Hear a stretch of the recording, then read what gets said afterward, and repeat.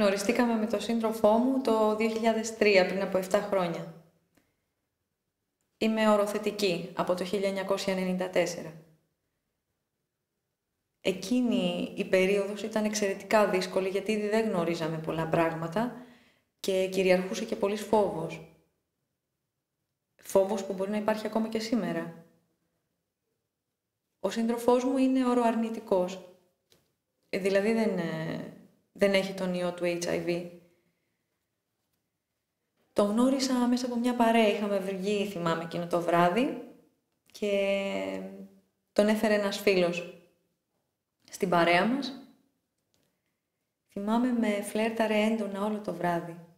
Εγώ ένιωθα τρομερή αμηχανία. Να σου πω την αλήθεια, δεν καταλάβαινα κιόλας.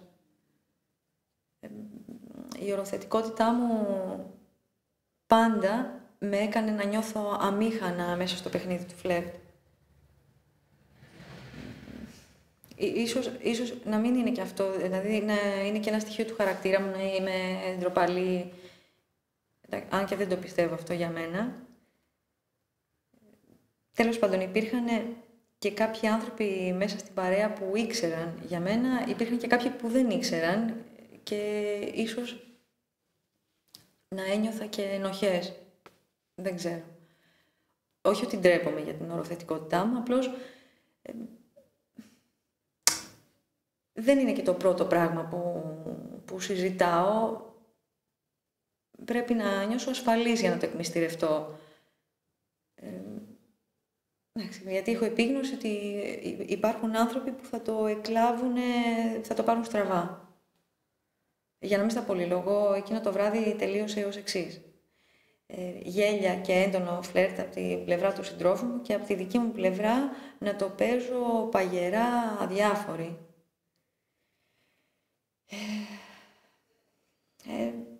Δεν μου περνούσε καν από το μυαλό ότι μπορεί να του αρέσω, ότι τον ενδιαφέρω ως γυναίκα.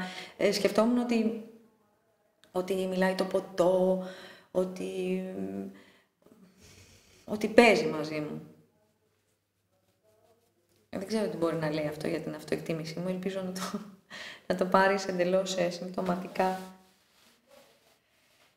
Πέρασαν 2 μέρες και με πήρε τηλέφωνο. Μιλήσαμε αρκετή ώρα και κανονίσαμε να βγούμε την επόμενη ραντεβού. Θα πηγαίναμε σινεμά. Ήταν το πρώτο μας ραντεβού. Όταν τελείωσε η βραδιά, με συνόδευσε στο σπίτι και θυμάμαι, σκέφτομαι γελάω, αλλά εκείνες οι στιγμές, ενώ είναι μια ρομαντική στιγμή, ήταν βασανιστική, γιατί με είχε συνοδεύσει ως την πόρτα, μου κρατούσε το χέρι και έσκεψε να με φιλήσει και εγώ τον απέφυγα. Γιατί φοβόμουν. Δεν ήθελα να δεθώ συναισθηματικά. Φοβόμουν την απόρριψη. Του είπα καληνύχτα και τον φίλησα στο μάγουλο.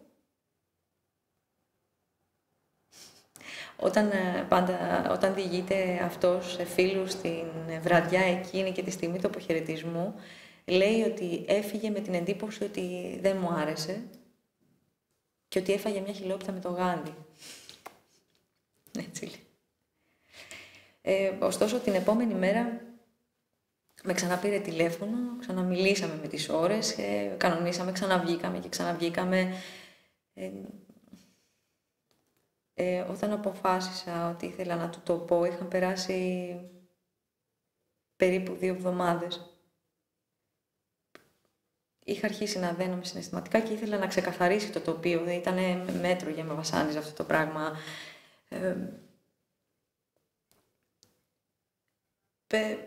Φανταζόμουν τη συζήτηση πάρα πολύ δύσκολη, γιατί δεν είχαμε συζητήσει και κάτι σχετικό.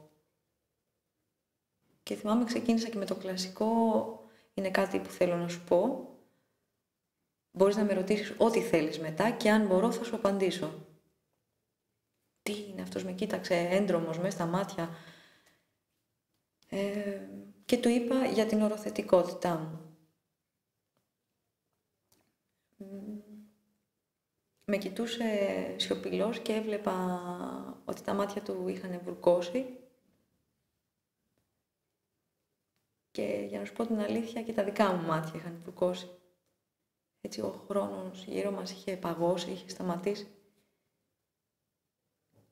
Αυτός έσκυψε, μου κράτησε το πρόσωπο, με φίλησε και μου είπε, νόμιζα ότι θα μου έλεγες ότι βγαίνεις με κάποιον άλλον. Από τότε είμαστε μαζί. Ζούμε μαζί, πορευόμαστε μαζί, ως ζευγάρι που διανύει στιγμές όμορφες, στιγμές άσχημες, όποιες και να είναι αυτές. Και πιστεύω ότι είναι ένας σύντροφος πραγματικός, αληθινός. Και θέλω να πιστεύω ότι κι εγώ είμαι γι' αυτόν.